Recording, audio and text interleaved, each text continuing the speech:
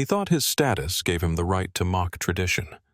Crawling, joking, and reaching for the guard's hat, the tourist basked in the crowd's laughter. But when the guard's boots struck the cobblestones and his voice cut through the air like a blade, the tables turned in a way no one expected. What happened next didn't just silence the provocateur. It left the entire square stunned and served as a lesson no one would ever forget. Let's start from the beginning. The morning sun gleamed against the golden gates of Buckingham Palace, its light dancing off the intricate ironwork and polished stone. The square was bustling with tourists, their chatter blending with the distant hum of the city. Laughter and camera flashes filled the air as visitors admired the grandeur of the palace. Among them, a man in a bright yellow hoodie stood out like a neon sign.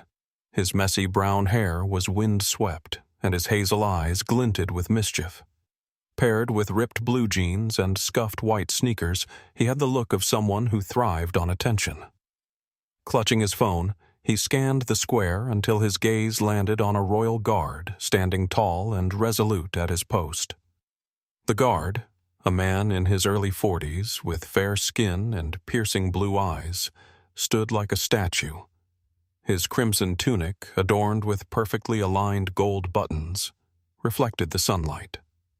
A white leather belt cinched his waist, and his glossy black boots gleamed as though freshly polished.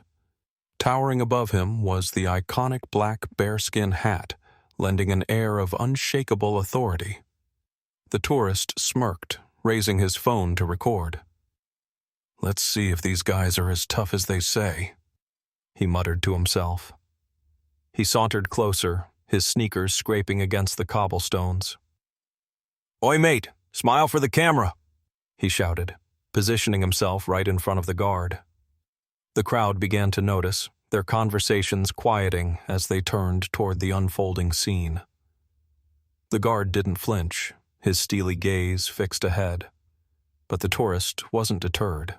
He leaned in, holding his phone inches from the guard's face. "What's wrong? Cat got your tongue?" he taunted, his voice dripping with mockery. The guard remained unshaken, his expression as disciplined as his immaculate uniform. But the tension in the square began to build, the first whispers of unease rippling through the crowd. As the day progressed, the sunlight grew brighter, casting sharper shadows across the square. The golden gates shimmered even more vividly, but the atmosphere around the guard had shifted. A small crowd had gathered, their phones out and ready to capture whatever might happen next. The tourist was in his element. Emboldened by the attention, he crouched dramatically at the guard's feet, aiming his phone upward. "This is gonna be epic," he declared, smirking as the crowd chuckled. His yellow hoodie, bright and obnoxious, seemed almost to glow under the sunlight, while his ripped jeans and battered sneakers hinted at someone who lived for chaos. The guard stood motionless, his boots planted firmly on the cobblestones. His crimson tunic and white belt were pristine, and the gold buttons glinted as if daring the tourist to go further. "Come on, buddy," the man jeered, tilting his phone for a better angle. "You're standing there like a mannequin.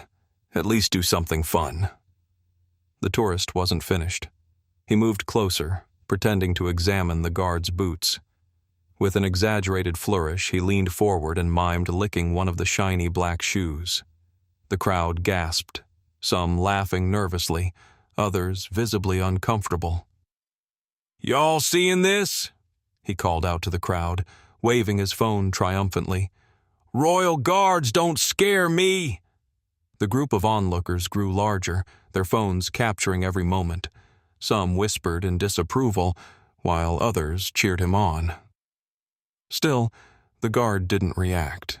His piercing blue eyes remained fixed ahead, his expression unchanging, but his posture, unyielding and precise, conveyed an unspoken authority that even the boldest tourist couldn't ignore for long. The square was now a stage, and the tension was palpable. The tourist, energized by the crowd's attention, decided to push the limits further.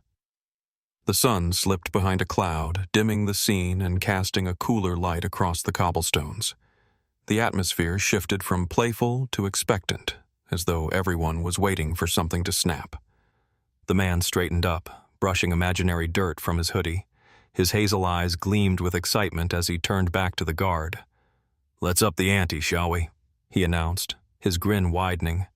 He stepped closer, his scuffed sneakers barely an inch from the guard's polished boots. Raising his phone high, he angled the camera toward the towering bearskin hat. "One quick touch for the gram," he muttered, reaching out with his free hand. The crowd collectively held its breath.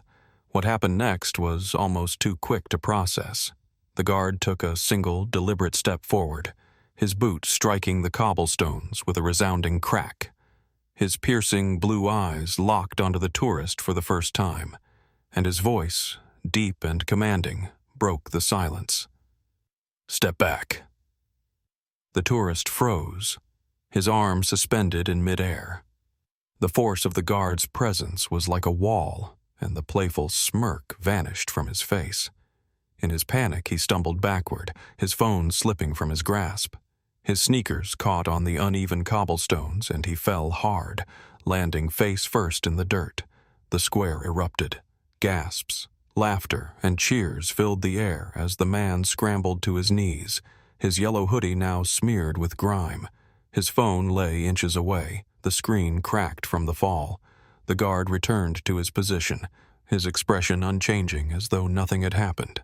The sun emerged from behind the cloud, bathing the square in golden light once more.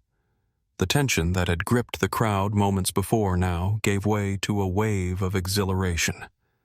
Applause broke out, echoing against the palace walls.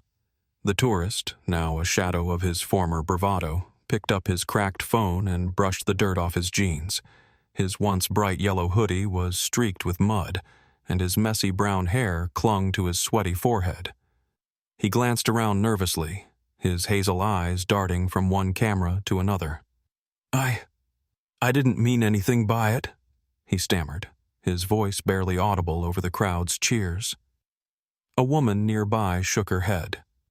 "Maybe next time you'll think before you act," she muttered, her disapproval cutting through the tourist's feeble excuses. As he slinked away, a small boy in a blue jacket and red scarf approached the guard. Clutching a Union Jack flag, the boy looked up with wide, admiring eyes. "You're amazing," he whispered. The guard's stoic expression softened ever so slightly. With a subtle nod, he acknowledged the boy's words before resuming his unyielding stance. The crowd erupted into another round of applause, their respect for the guard and the traditions he represented renewed. The tourist disappeared into the throng, his humiliation immortalized on countless phones. But for the crowd that remained, the moment wasn't just about his fall. It was a reminder of the dignity and discipline that still commanded awe in a world that often forgets the value of respect.